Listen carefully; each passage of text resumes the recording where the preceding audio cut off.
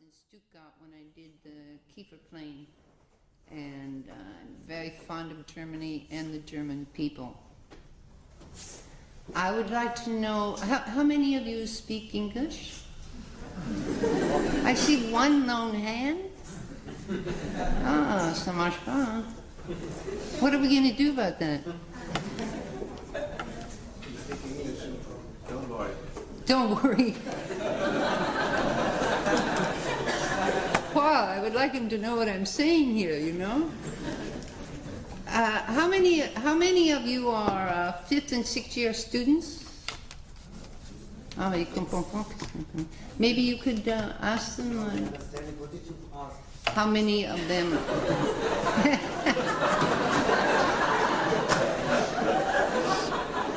how many of them are last year students, 5th and 6th year students?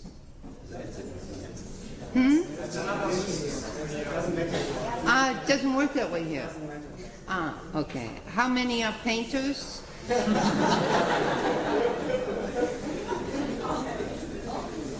We have no paint. We have 1, 2 painters. 3, 4. Well, it is true, you know. They say that painting is dying, but the truth of the matter is that New York has discovered art without painting is not very interesting. So I think we're going to go back that way. Okay, the title of the lecture is A Map of Misreading. Who does the... You do the slides?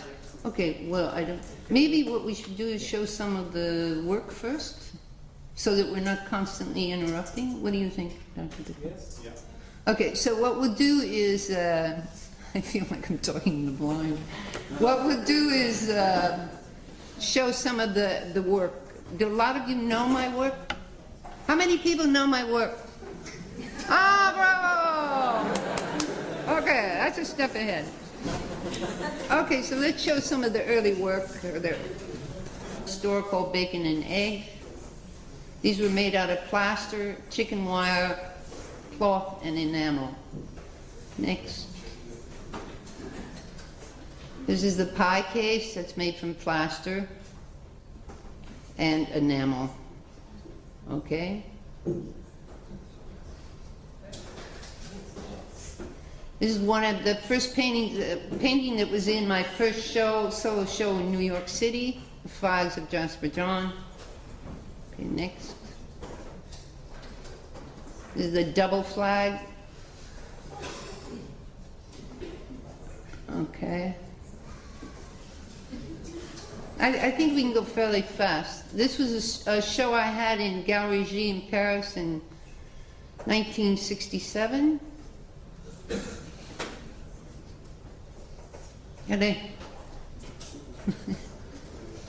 That's Liechtenstein, and I'm going to yeah, that's pretty good. I'm going to talk about the screen for the Ben-Day dots. Okay. I think the next is the Liechtenstein, Happy Tears. Okay. I did all the major Marilyns at the Iverson Museum. That's cut. That's a cut slide. Okay.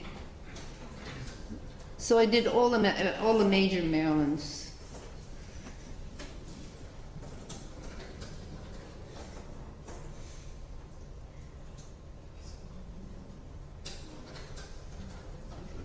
Also at the Iverson, I showed the Duchamp Nous descendons un escalier. That's the intro.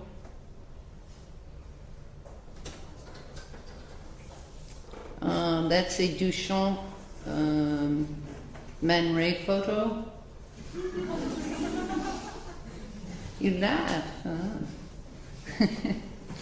Okay. That's his famous fountain. Most of these works were in the Iverson Museum. It's the wanted poster. All this work was done around, I think that was done in 69, 70. This work dates anywhere from 65 to 73. Okay. Another, the famous Touchon. Okay. Is Owen gas, which is galvanized enamel. Is bicycle wheel. I'm going to show it Paul Metz. I think that's your photograph. Oh, doesn't matter. This is the Boyce. In 74, I had a show in New York. On Boyce, I did his films and his fat felt objects. It's one from one of his actions.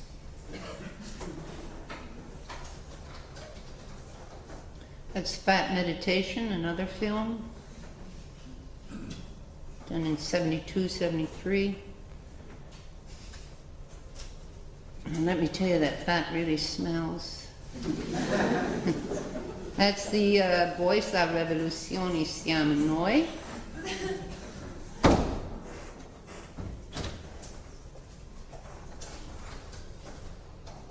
That's film clips from one of his actions. It's a fat corner being made.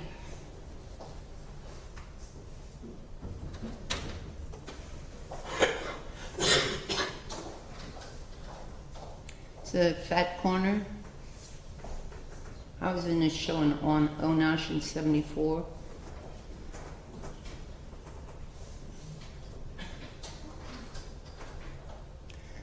Okay, I think we can stop there. That's a photographic study for Kiefer's Jason. So I think we'll stop for a while and then we'll go back to some other slides.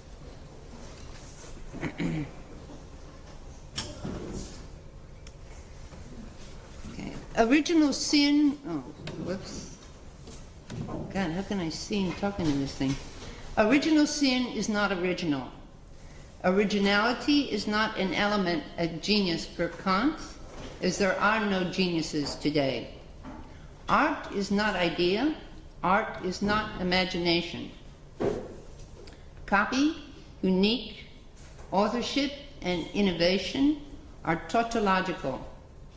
Jargon is the jazz of non-thinking. Art is what you say it is, but it's not art if intention, meaning, continuity, development, universals, and ontological concerns are discarded.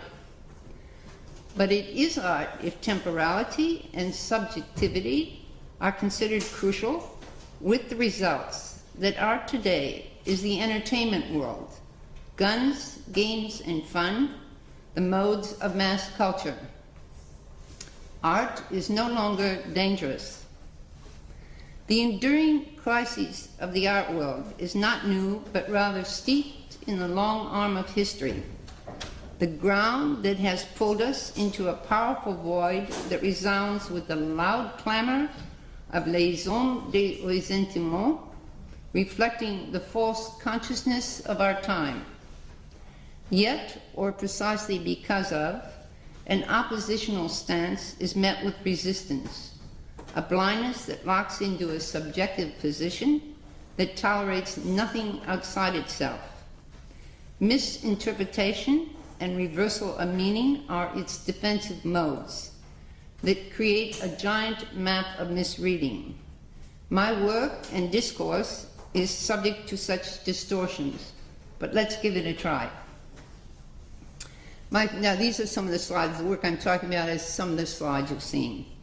My first solo show in New York City, 1965, with Johns, Warhol, Lichtensteins, and others, brought both acclaim and protest. Defined by critics as super or mega pop, superseding Warhol would have meant instant success, but most certainly of short duration. Others cried scam, market-oriented. Both were wrong, as such superficial, short-circuit concerns are of little interest to me. But it was not until I did the store of Klaus Oldenburg. Do most of you know that store? Have you seen photographs or? No. There's a store he had on the Lower East Side, and it was totally filled with objects. Hamburgers, sandwiches, brushes, pie cases. But it was not until I did the store of Klaus Oldenburg that the work was taken seriously, and the real hostility began. Dealers and collectors with highly charged invested interests were threatened and fought viciously against the work. Critics denied content and form, were unable to critique.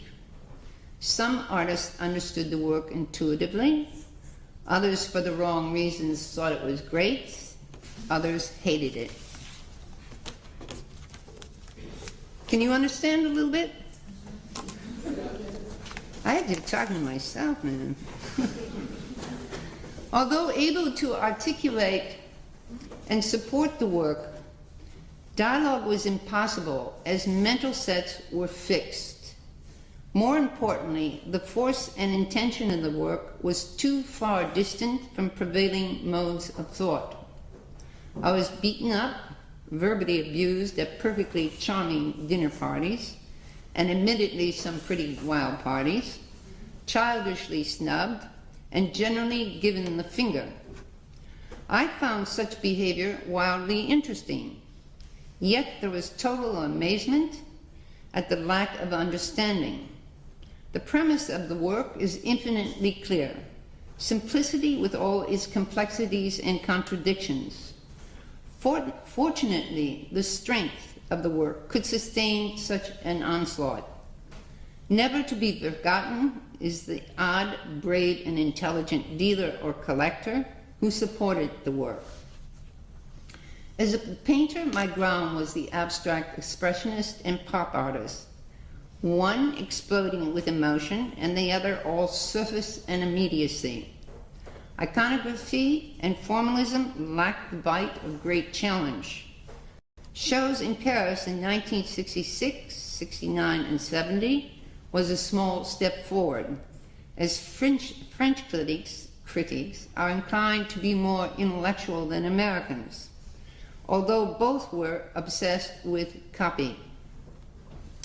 Copies are exact, detailed renderings that lose all force and energy through this technique and become static and dead. The powerful creativity of process is eliminated.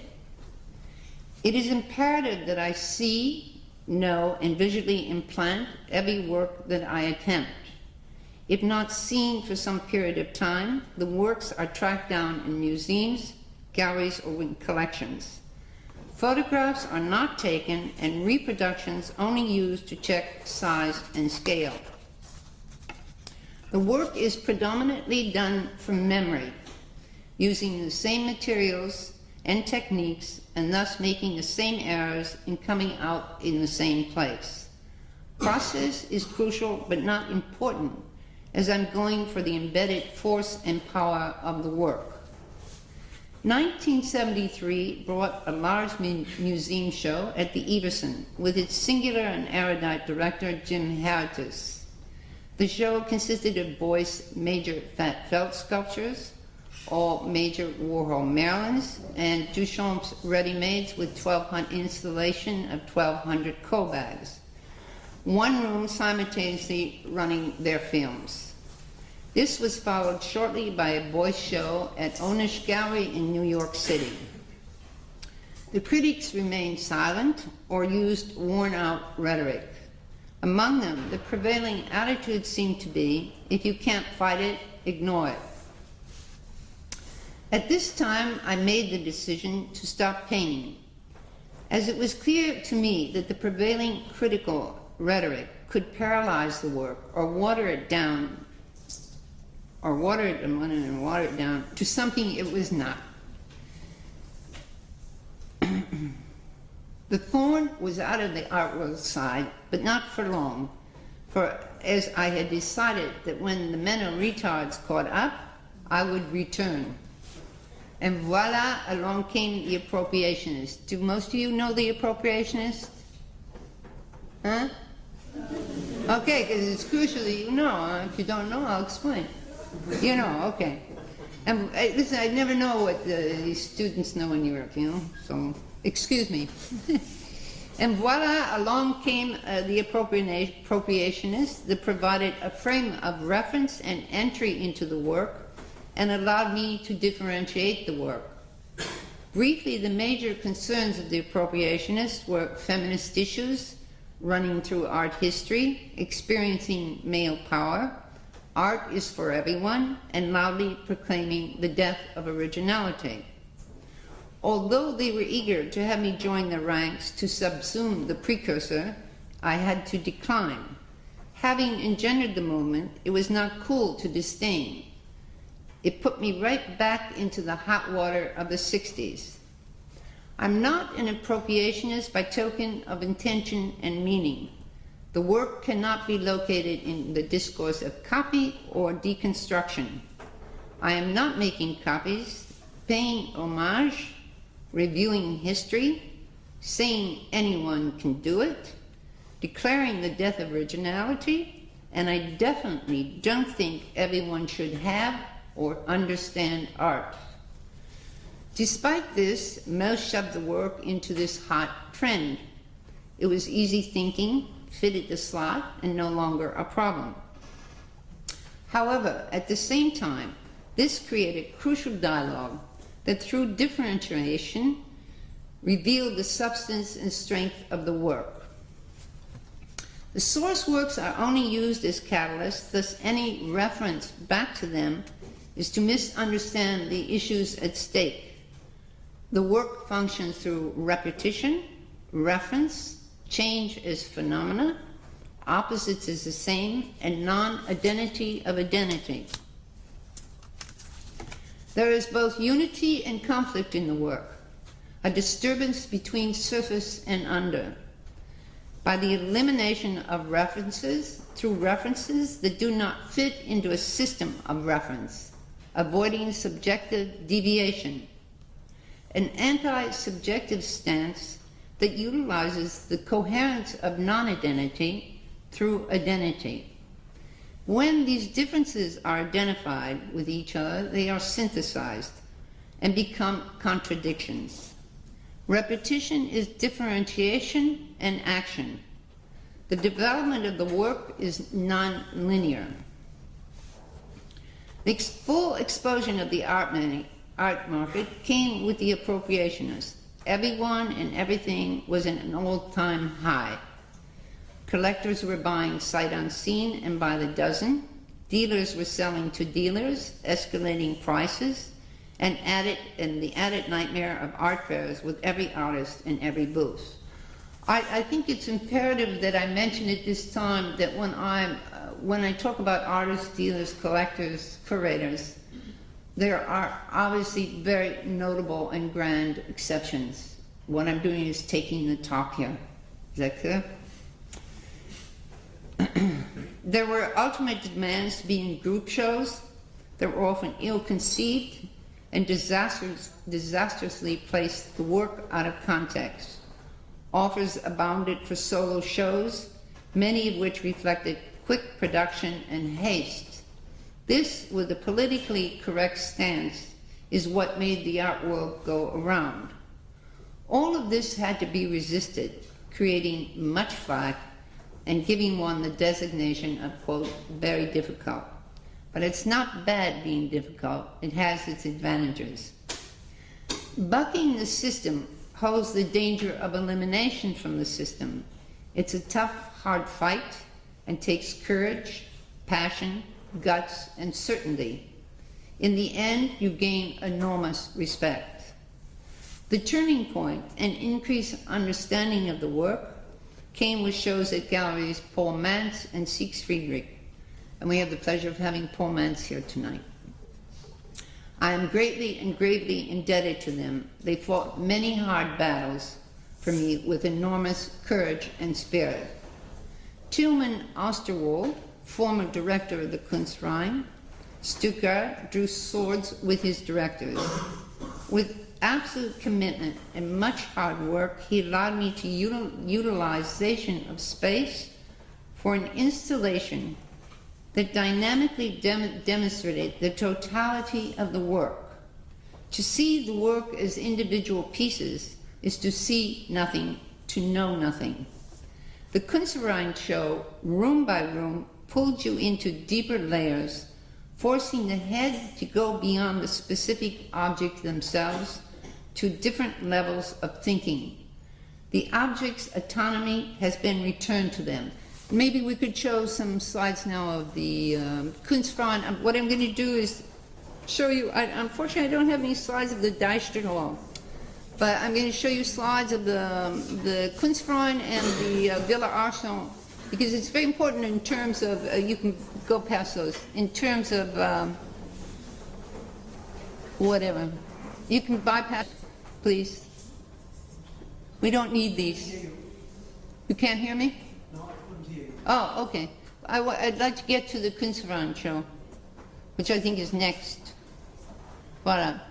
The Kunstverein is a tremendously sized museum. It's a bit of a nightmare, really. Previously to this room, there's a rectangular room, and I had only 5 or 6 very large paintings. Then you walked into this rotunda with an enormous dome, and it had 8 black stellas and the Kiefer plane.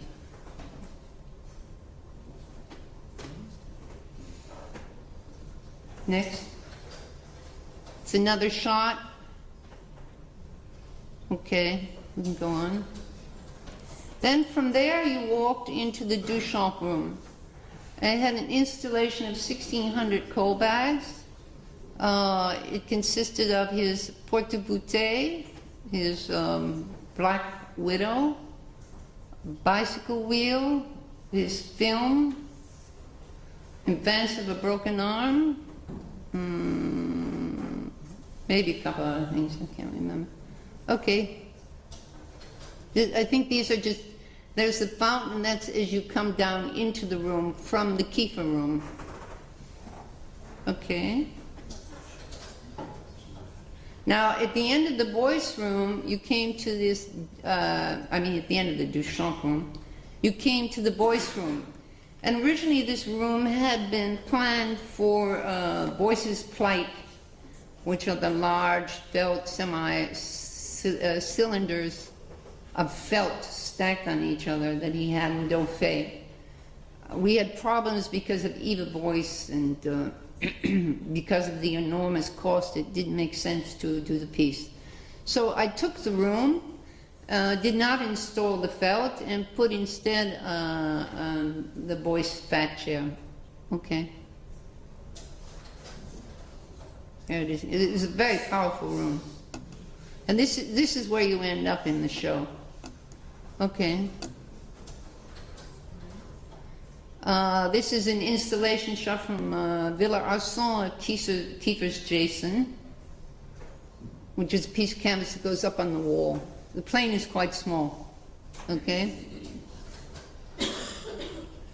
This is the Kiefer plane at Villa Arson with the Stella Union Pacific, which was all the room had. It's very hard to see the space in these shots, but that's always a problem.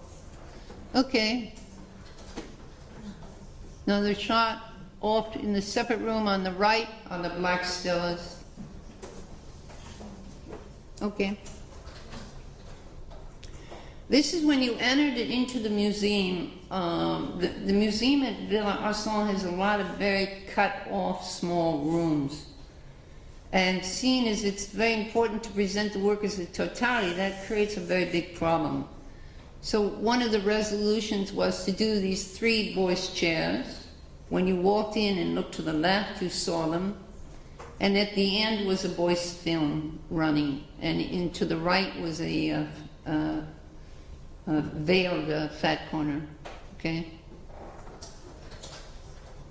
That's the veiled fat corner that was opposite the 3 chairs. All right. This was part of the Duchamp installation at Villa Arson with the coal bags again. That's the film on the wall. Okay. That's, there you can see the bands of a broken arm, porte-bouteille, and the coal burner. For whatever reasons, the coal burner is not so shiny and beautiful, okay? I don't know how it came out so great in the photograph. All right. More of the same. You can see the bicycle wheel there, and the widow. All right, just another shot. Okay. That's all. That's good. Okay.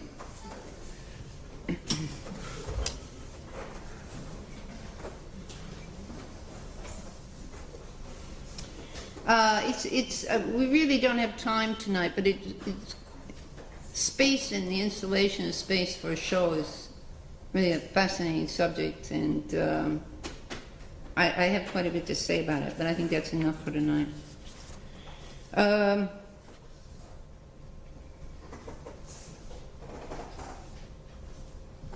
Okay. So basically that, I mean, I'm having other shows now, but that brings you up pretty much to date.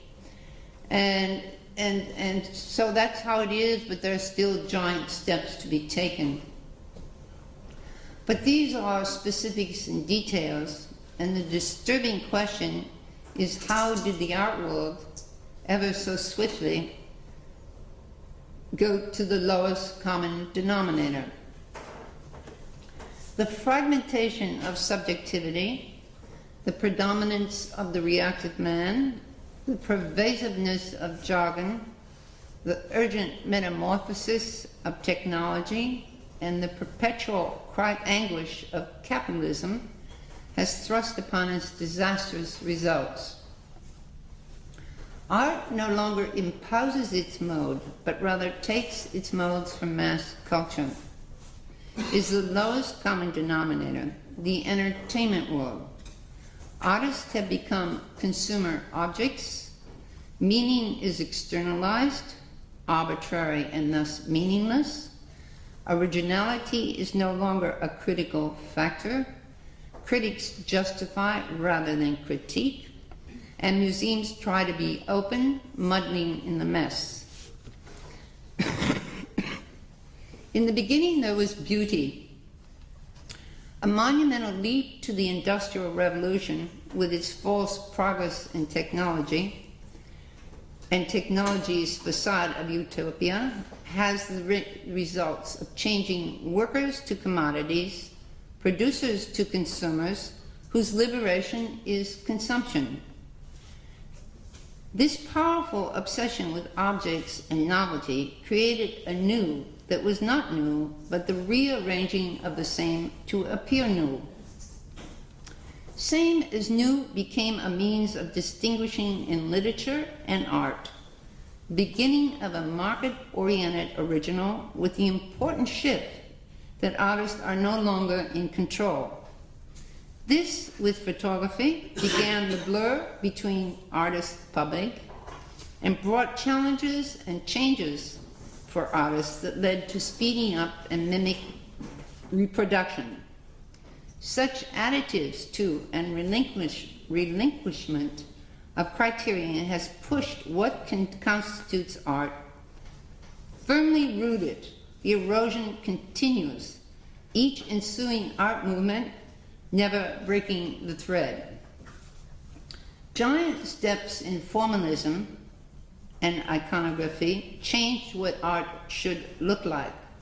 Duchamp changed what art could be, safely crossing the disparity between form and meaning, although, as with all precursors, misinterpreted and badly imitated by latter generations. For all intents and purposes, the intense exploration of formalism ended with the abstract expressionist.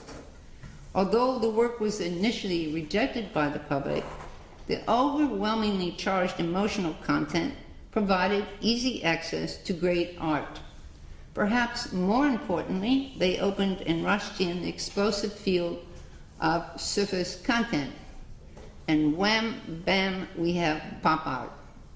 No pain, no strain, and consumed like penny candies.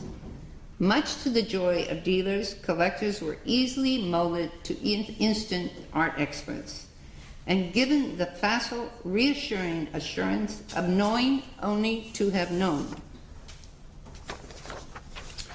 The overriding importance of pop art is that artists no longer impose their modes on society and culture, but now take their modes from mass culture. This period, the pinnacle of speedy production and reproduction, has also shoved original from object to phenomenon. The artworks are not original, but the absolute precise reflection of the false consciousness of the moment is indeed original. At the same time, conceptual artists, both bored and challenged by this excessive flat-headed, flat-surface art, have fought and found new territory that further moves art from objects, despite being tangible. The move from object to phenomena, although a most successful new criterion for originality, gives a strange foreboding of soon being trapped. Crucial to such production and mental sets was the boom of the economy and art market. Heaven was at everyone's fingertips, heaven being spending, buying, throwing away. Instantaneous expertise via TV, pre-digested authoritarian synopsises, ready-made dialogue, liberation from time with fast food, fax, computers, drugs, pleasure sought at high speed, tension that was denial of pleasure, all overlaid by the quest for plastic beauty and pumped up bodies, with laughter as the metaphor. Artists bereft, are you going because you don't like it?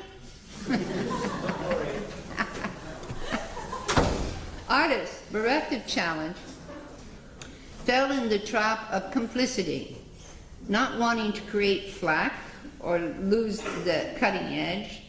They produce works that can only be designated as sameness art, a retro art made to appear complex and new by the disguise of classical overlay, painterly qualities, false gestures, which entailed the safe inclusion of manipulated figuration that is heavily dependent not only on a bevy of assistants in every studio, but also on opaque projectors, cameras, and technology. Such usage was not only to facilitate production, but inability.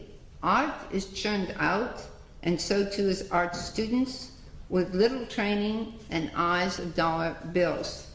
I have some slides I have some slides that demonstrate some of these things, but if you bear with me, we'll read and then we can go through the slides, okay? In that sameness art, I would include Sally and Schnabel. Normally I don't mention artists, but I find that students go crazy if you don't distract them once in a while, so. Postmodernism brought with, as had been mentioned before, the appropriationists. Critical rhetoric was not too difficult, for printed reproduction was for most real art, so fake real was an easy step. Artists have not only crossed the line to the masses, they have joined them. Art is not so fancy and can be had by anyone. But putting art up for grabs opens a most nasty can of worms. The premise that originality is dead has the powerful reversal that then everything and anything is art. This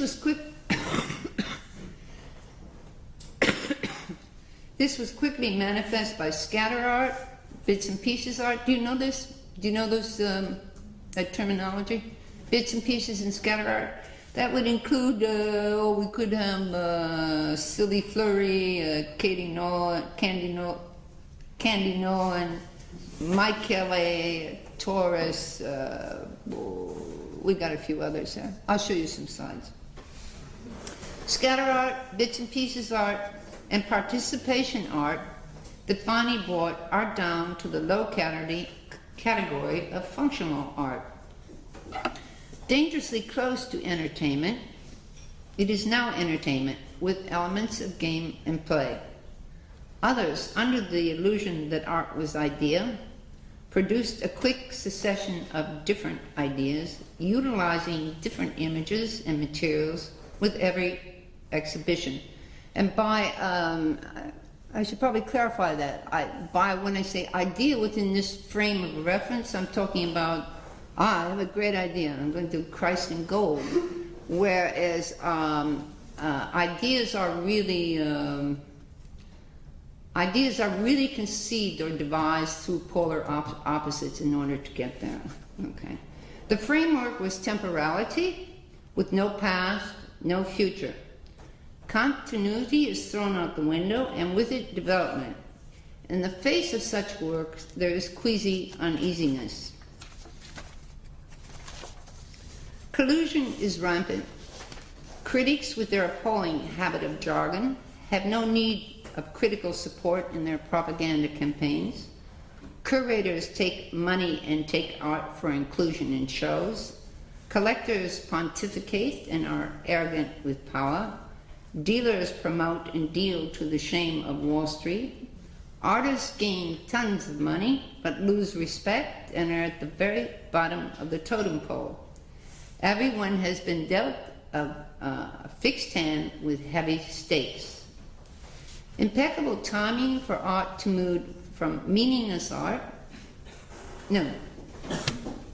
Impeccable timing to move from bad art to meaningless art, which is marked by its intrusion into reality. A reality that is only a reflection of surface commentary.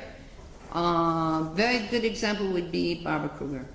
That neither galvanizes, engenders polemics, or creates change.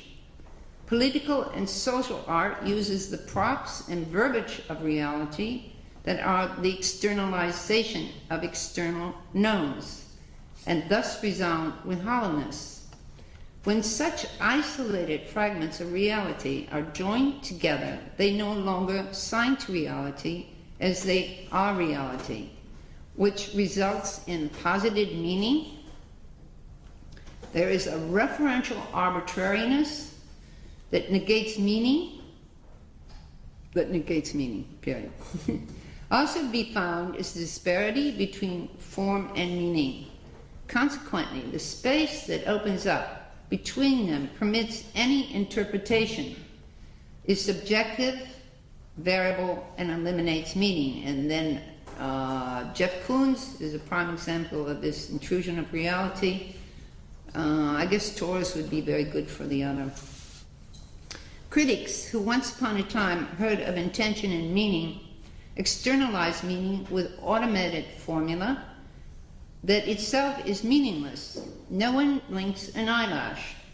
Subjectivity is no longer the underlying force that translates universals. Meaning is subjective. A heavy hand that places art in a very barren field. The excess of money and power, perversely exacerbated by the financial recession, developed a pervasive mental set of greed, escalating denial of death, disregard for life, loss of personal contact. I'm losing students like crazy. What's going on here? Loss of personal contact. I'm going to give slides pretty soon. Loss of personal contact and permission to lie, cheat, and scams regarded with envy. Resentment flourishes. Everyone wants to be the same but different, but not different as difference. Different from is rejected and translates into active hate and violence. Nietzsche's worst nightmare has come true.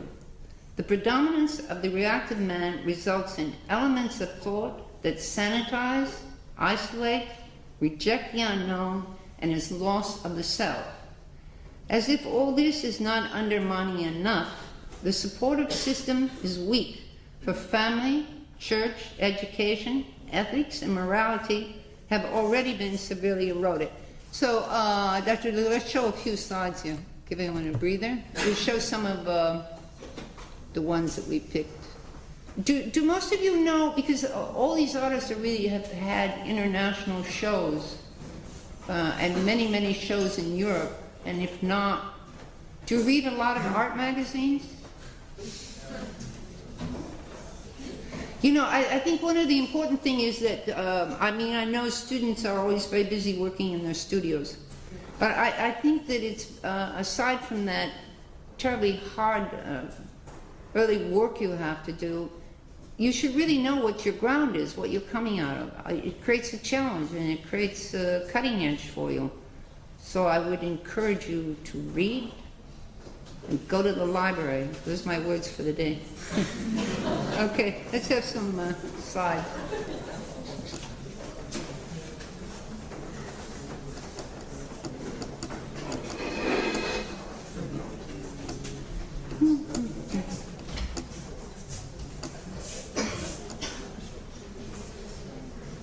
Okay, that's David Sally.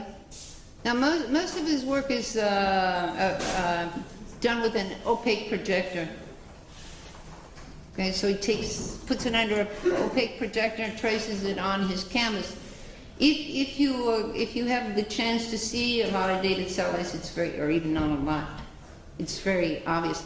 But I don't want to. I'm not criticizing David Sally, because basically what I'm talking about is what has happened to our criterion of art. So I'm a little uneasy about picking on certain artists, okay? Because that's not necessarily valid.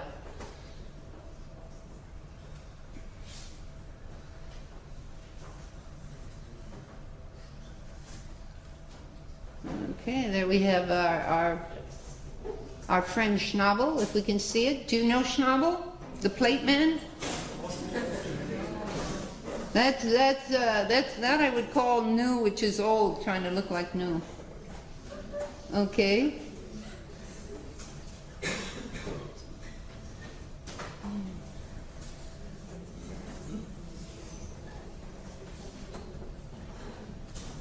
We're taking all of these out of a magazine, so it's a little difficult. Bear with us. This is Mike Kelly. I assume you all know Mike Kelly. Mike Kelly is very involved in, I guess you could put him in bits and pieces art, but I would also put him into the category of infantile and adolescent fantasies and rages.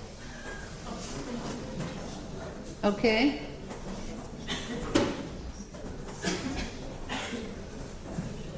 Another Mike Kelly with some mysterious thing hanging in there. A little symbolic and a little baby doll. Okay.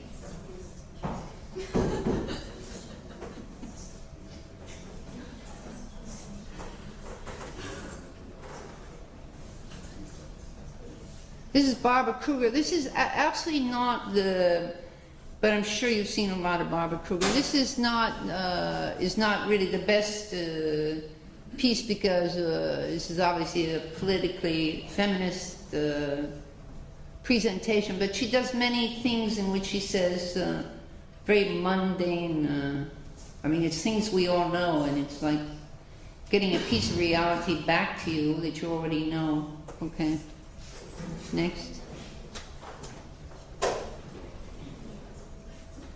Although I must say Barbara Kruger has, this is, you know, it has to be taken out of, I don't quite know it. Barbara Kruger has done some incredibly beautiful installations. And then there would be, this is who? I've forgotten. Which one of this? Yeah. Well, this is, you could call scatter art. It's just various elements that they pick up from here, there, and I don't know where else. I have a very hard time trying to find the, or trying to, find, not even, you know, the disparity between the form and the meaning is just outrageous. Okay.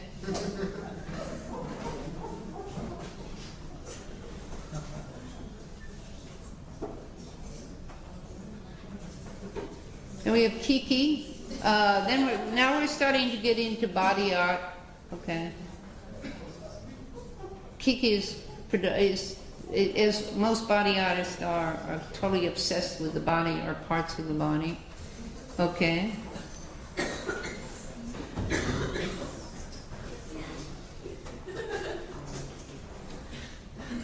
Who the devil is that? Who? Oh, Matthew Barney, no. It is? Oh, well, okay. I'll let it go at that.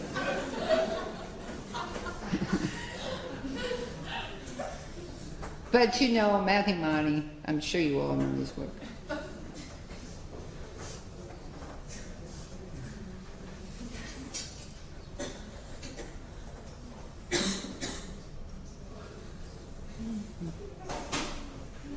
Ah, and Sylvie Freie. She likes to shop, so that's what she shows. She loves to go shopping. And actually the interesting thing is in several of the interviews, all she talks about is shopping. So one has to, see, the thing that totally mystifies me is why is it the critics don't question that? If I were interviewing her and I were a critic, I would ask her about, I would ask her what the former qualities were, what her intention was, what the meaning was. I wouldn't let her tell me that she likes to go shopping. That doesn't make it. Okay.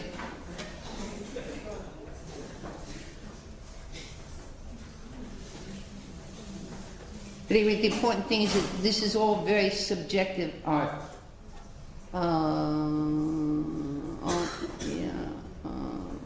Well, that's sort of bits and pieces, but not really. Let's bypass that one.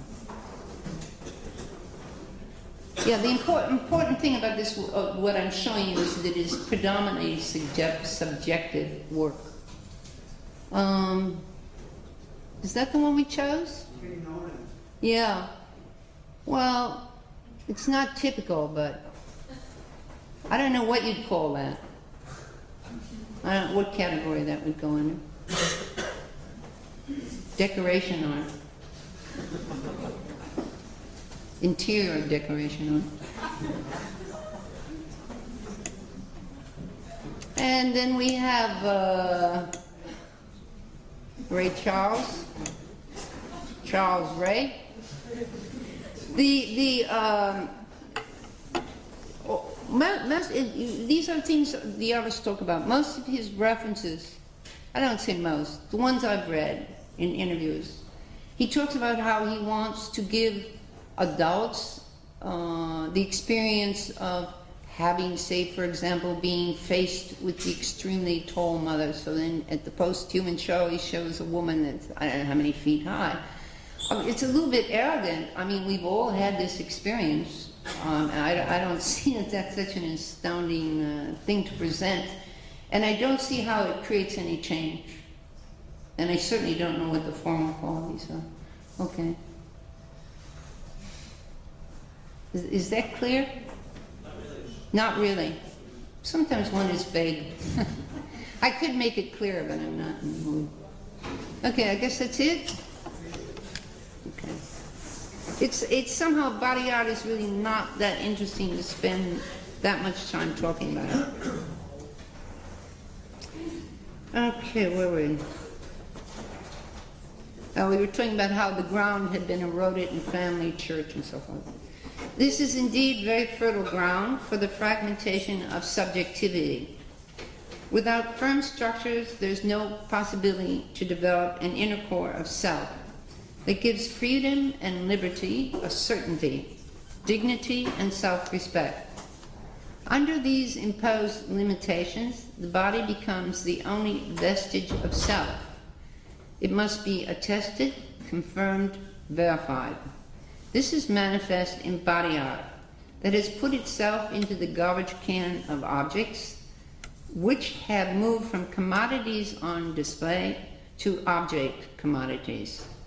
Artists no longer make objects, they are themselves objects for sale. Body art and its obsession with body parts crushes our hopes that body would not be reducible to organism. And if a search for identity, it only emphasizes the noisy emptiness of today's thinking. Body art is not a search, but rather identity with mass culture, which contains reassuring consensus. Its criterion used for judgment, choices, decisions, and behavioral modes. This with the additive of virtual reality. Do we have any students here who are working in virtual reality? Okay. This with the additive of virtual reality is all that is needed, and I'm talking about the way virtual reality is done now. That does not eliminate the possibility, definitely, that virtual reality does not have the possibility to contribute something very powerful to art. This with the additive of virtual reality is all that is needed to complete the giant circle of nothingness. Sex without mess, sanitized sensations, cyberspace for disidentification, beauty with plastic surgery, faultlessness with genetic reconstruction, brain enhancement with implants. The breadth and scope of such superficial concerns is terrifying and violently insulting in this time of profound upheaval, humanity at stake. More importantly, all is embraced without a moment's hesitation regarding the fire and power of thought. A fatal misunderstanding that information is knowledge. In desperation of such rapid dissolution, dealers, curators, museums are throwing into the sacred art circle any and all other fields.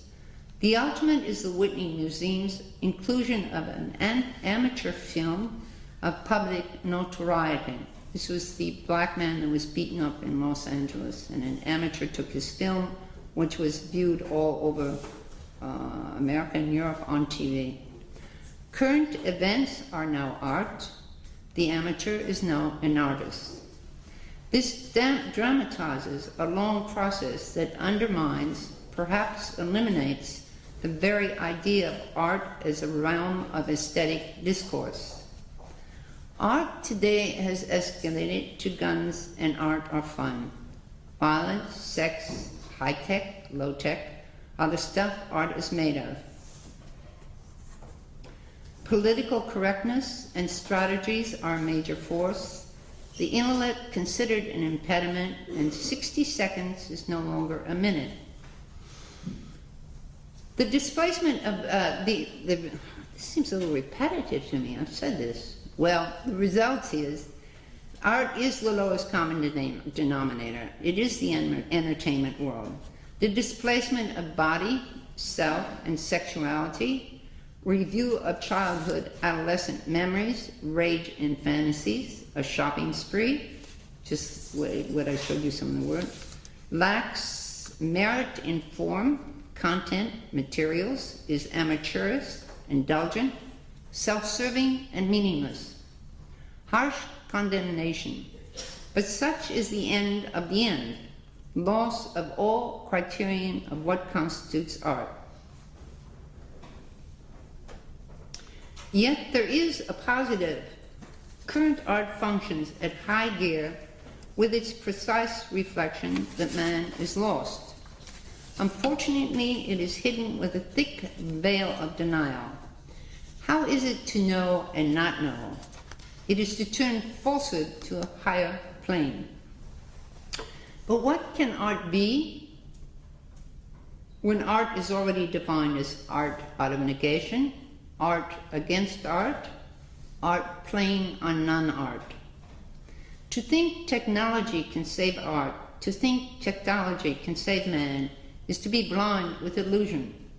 The post-human show gives squeaky clean prediction that artists will provide the inspiration of what our bodies should look like and what our minds should be doing. The full implications of this position sends cold shivers up and down the spine.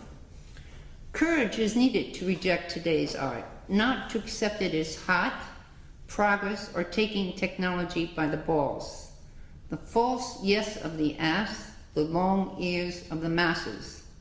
There is an imperative to return to the great and only power of man, thought, with its astounding creative ability to analyze, reflect, synthesize, challenge, explore, discover, differentiate. Thought is resistance. Thinking is to send out a dice throw. But to teach the dialectics of thinking, to give others the force to say the no of the lion, to imbue students with the quest for fire, and to make them traitors is an imposing task. But you are young, strong, and brimming with passion. I hope you're brimming with passion. You can fight, challenge, resist, think. Go for it. Take a walk on the wild side.